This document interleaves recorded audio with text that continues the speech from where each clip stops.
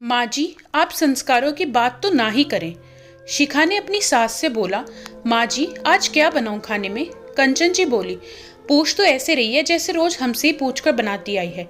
शिखा ने कहा, जिस दिन पापा जी मंडी जाते हैं, मंडी से एक साथ कई सब्जी लाते हैं, तो हमेशा पूछ कर ही बनाती आई हूँ। जब आप लेती हैं तो एक ही लेती हैं, उसमें भला क्या पूछना? कंचन जी बोली। जबान तो कैंची जैसी हो गई है इसकी। देखो तो कैसे जवाब देती हर वक्त चलती रहती है। जैसे संस्कार दिए हैं मायके वालों ने वैसे ही तो दिखाएगी यहाँ। ना खाना बनाना आता, ना घर के काम, बस बहस करवा लो महारानी पर। शिखा बोली। माँ जी, आप मेरे संस्कार की बात ना करें, मुझे भी आपसे बहस नहीं करनी। बताना हो तो बताइए, नहीं तो और भी काम है मेरे पास। बच्चे आते होंगे स्कूल से। शिखा इतना कहकर रसोई घर में चली गई। ये शिखा के ससुराल में रोज होता है। उसके और रोहन के विवाह को इतने साल पूरे हो चुके हैं, 10 साल तक चू भी नहीं किया शिखा ने। बस सुबह से शाम तक सास ससुर, देवर ननंद, पति, बच्चों की खातिरदारी में ही लगी रहती। देवर का भी पिछले साल विवाह हुआ। देवरानी जी ऐसी आई कि 1 साल में ही सास से तंग आकर देवर के साथ अलग रहने लगी। उसमें भी सास को शिखा ही बुरी लगती। कंचन जी कहती, छोटी बहुरिया पढ़ी लिखी है, नौकरी करती है वहाँ, इसलिए चली गई घर से। कभी उसकी बुराई नहीं की, क्योंकि वो दहेज में शिखा से दुगने पैसे जो लेकर आई थी, ऊपर से उसके पिता, बड़े भाई, छोटे भाई सभी सरकारी पद पर ऊंचे ओहदे पर थे। आते तो हमेशा खूब सामान देकर जाते कंचन जी को, जो कंचन जी की जुबान बंद करने के लिए काफी होता। कहकर जाते, कंचन जी, हमारी बेटी नाजुक है, इससे घर का काम नहीं होता, कहिए तो हम लगवा दें नौकरानी। खूब जवाब देती छोटी की बहू, पर मजाल है उसको एक सुनाई हो। आज तक कंचन जी ने, क्योंकि सामान पैसे के लिए सब कुछ सुनने और सहने को तैयार थी कंचन जी। दूसरी तरफ बेचारी शिखा गरीब परिवार से, पिताजी किसान, एक भाई वो भी मानसिक रूप से ठीक नहीं था। इस वजह से बेचारी को हमेशा ताने सुनने पड़ते। जब विवाह करके आई तो रोहन ने साफ कह दिया, मेरे छोटे भाई बहन अब तुम्हारे बच्चे जैसे हैं, इनके विवाह तक सारी जिम्मेदारी हमें ही निभानी है। शिखा भी रोहन की बातों पर खरी उतरी। अपने बच्चों से भी ज्यादा प्यार दिया उसने देवर और ननंद को। बच्चे भी उसके विवाह के 8 साल बाद हुए, क्योंकि रोहन को लगता था कहीं मेरे भाई बहन की तरफ शिखा का ध्यान कम ना हो जाए। वैसे तो रोहन शिखा को बहुत प्यार करता था। उसी के सहारे वो कंचन जी की करेले से भी कड़वी बातों को शहद की तरह घोलकर पीती रही। 1 साल पहले ननंद रानी भी घर से विदा हो गई, पर अब शिखा जवाब देने लगी थी। अब वो भी अपने शरीर मस्तिष्क को आराम देना चाहती थी। हर वक्त कितना सहे, शिखा ने एक बात समझ ली थी, आप जितना जुल्म सहोगे लोग उतना ही आप पर जुल्म करेंगे। जिस दिन आपने आवाज उठाई उसी दिन से कुछ कम हो जाएंगे। शिखा खाना बना रही होती है और अपनी सोचों में गुम थी। तभी अचानक दरवाजे की घंटी बजती है। कंचन जी, एरी सुनाई नहीं पड़ रहा क्या? कब से घंटी बज रही है? बहरी हो गई है? दिखता नहीं मैं पूजा कर रही हूँ। कंचन जी इतना कहकर अपने जाप करने लगी। शिखा दौड़ती हुई आई और दरवाजा खोला। अरे रश्मि, आप इस समय सब ठीक तो है ना? रश्मि गुस्से में, अरे भाभी अंदर भी आने दोगी या सब बाहर ही पूछ लोगी? रश्मि रोते हुए चिढ़कर बोली। अपनी बिटिया की आवाज सुनकर कंचन जी पूजा बीच में ही छोड़कर आ गई। कंचन जी, रश्मि सब ठीक तो है? रात के इस वक्त तू अकेली आई है या दामाद जी भी साथ हैं? रश्मि, माँ, अनर्थ हो गया। आपकी बेटी को उसकी सास और पति ने मिलकर धक्का मारकर घर से भगा दिया और कहा, जा अपने मायके, हमें अपनी मनुष्य शक्ल मत दिखाना आज के बाद। कंचन जी गुस्से में, इतनी हिम्मत उन दो कोड़ी के लोगों की? मुझे तो पहले ही पता था वो ऐसे ही हैं। पर रोहन के बापू कहाँ मानने को तैयार थे। कहते बहुत संस्कारी लोग गए, दिख गए उनके संस्कार।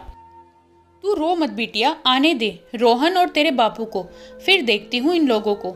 शिखा, माँ जी, किसी भी फैसले पर पहुंचने से पहले रश्मि से पूछ तो लीजिए कि बात क्या हुई। रश्मि, बताइयो ना, क्या हुआ? जीजाजी तो काफी सुलझे हुए, सरल स्वभाव के हैं। मुझे नहीं लगता कि वो बेवजह इस तरह बदतमीजी से बात करेंगे आपसे। कंचन जी, हाँ हाँ, तुझे तो मेरी रश्मि ही गलत लगेगी। जब से आई है बस हम माँ बेटी के ही पीछे पड़ी रहती है। शिखा, माँ जी, मैं रश्मि से बात कर रही हूँ, आपसे नहीं। तो बेहतर है आप थोड़ा चुप रहें। तो बोलिए रश्मि, क्या बात हुई? रश्मि फफक कर रोने लगी। भाभी, मेरी कोई गलती नहीं, आप ही बताइए, किटी पार्टी जाने में भला क्या बुराई है? आजकल सभी लेडीज जाती हैं। मैंने बस इतना कहा, मैं किटी जा रही हूँ, मम्मी का खाना नौकरानी बना देगी, कोई जरूरत हो बता देना। आपके जीजा जी बरस पड़े, कहते दिखता नहीं माँ की तबीयत कितनी खराब है। तुम्हारा ये रोज रोज का बाहर जाकर पैसा खर्च करना मुझे पसंद नहीं। अब आप ही बताइए, उनकी माँ तो हमेशा से ही बीमार रहती हैं, तो क्या मैं अपनी जिंदगी जीना छोड़ दूं? बोलते हैं तुम जब से आई हो घर में नौकरानी का खर्चा, तुम्हारे अनाप शनाप खर्चे इतने हो गए हैं, मुझे छोटी की शादी भी करनी है। इन सब चीजों के लिए पैसा नहीं है मेरे पास। मुझे भी गुस्सा आ गया। मैंने भी कह दिया, भाभी, कंगालों के घर शादी हुई है मेरी, मेरे तो करम फूट गए।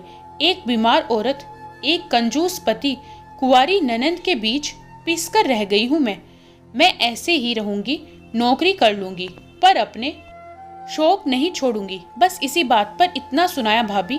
मैं अपने स्वाभिमान के साथ और समझौता नहीं कर सकती। नौकरी करनी है तो अपने मायके जाकर कर, यहाँ माँ की सेवा करनी होगी। मैं आ गई इसलिए। अब मैं उस घर में कभी नहीं जाऊंगी भाभी, कोई वहाँ मुझसे प्यार नहीं करता। शिखा, ननंद रश्मि की पूरी बात सुन रश्मि के आंसू पोंछते हुए बोली, ऐसा नहीं है रश्मि कि कोई आपसे प्यार नहीं करता, गलती आपकी भी है। कंचन जी, ये क्या बोल रही है तू? एक तो वो इतनी परेशान है, तू उसी को गलत बोल रही है। यही संस्कार दिए हैं तेरे माँ बाप ने तुझे कि अपनी ननंद को उल्टा जवाब दे।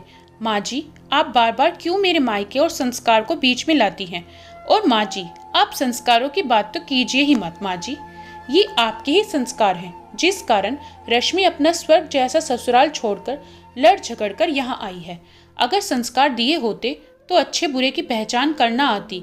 इन्हें मैंने कभी अपनी ननंद नहीं, हमेशा बेटी माना है। जब इस घर में आई थी 9 साल की थी रश्मि। मैंने इनसे कहा कितनी छोटी है मुझसे।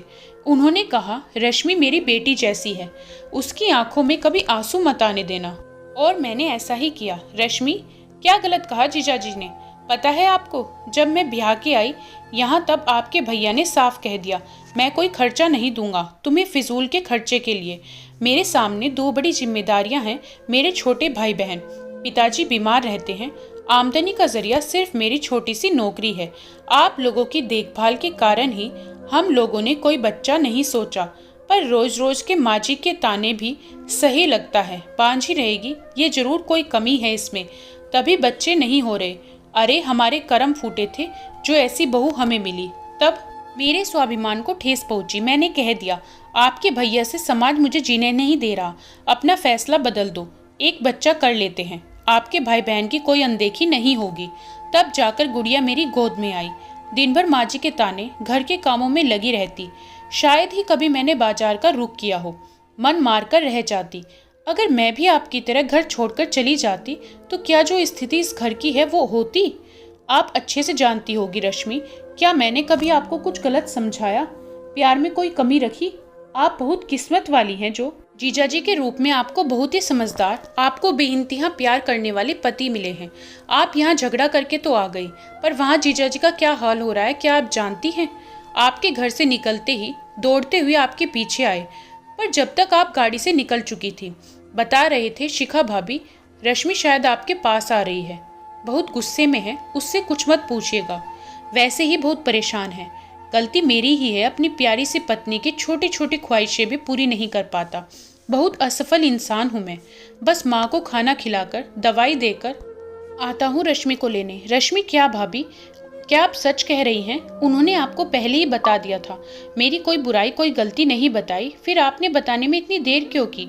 शिखा, मैं बस आपको समझाना चाहती थी कि रिश्ते खत्म करना बहुत आसान है, पर उन्हें संजोकर रखना बहुत मुश्किल। तो क्या फैसला किया है आपने?